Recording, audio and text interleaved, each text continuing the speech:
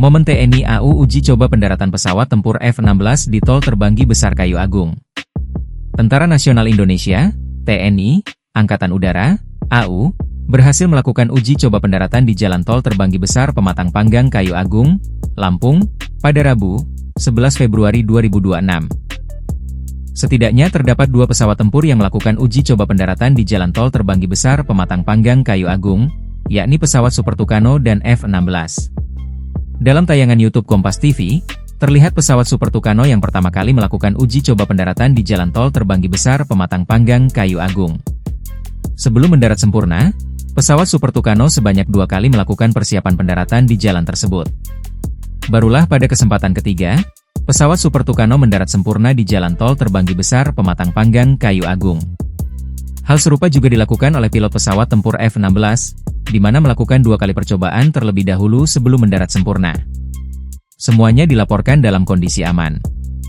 Jadi intinya apa yang kita rencanakan berhasil dengan aman dan lancar, ujar Wakil Menteri Pertahanan, Wamenhan, Doni Hermawan di lokasi, Rabu, 11 Februari 2026. Doni melanjutkan, uji coba tersebut merupakan tonggak yang bagus dalam hal sistem pertahanan Indonesia.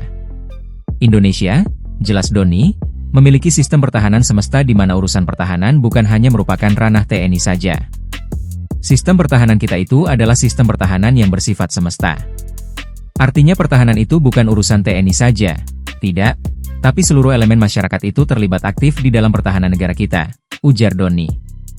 Hal tersebut sesuai dengan pasal 27 dan 30 Undang-Undang Dasar, UUD, 1945, di mana uji coba pendaratan tersebut merupakan salah satu perwujudannya.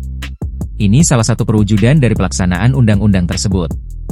Di sini kita melihat bagaimana kita kerjasama antara Kementerian Pertahanan, Kementerian PU, kemudian TNI Angkatan Udara, dan juga yang merawat jalan tol ini mengoperasionalkan dari Hutama Karya, ujar Doni. Dan tentunya dari masyarakat yang ada di sini, artinya rela untuk tidak menggunakan sementara jalan tol, harus keluar jalan tol, melalui jalan nasional, dan mungkin harus macet di sana. Itu merupakan salah satu bentuk perwujudan dari bela negara, sambungnya. Kedepannya, ini nanti kita akan melanjutkan, tidak hanya di sini. Di beberapa tempat di Indonesia, kita akan bangun jalan tol yang juga dapat difungsikan sebagai runaway, ujar Doni, dikutip dari siaran langsung YouTube Kompas TV, Rabu. Kemenhan, ungkap Doni, sudah memiliki peta jalan atau roadmap di seluruh Indonesia terkait pembangunan jalan tol multifungsi tersebut.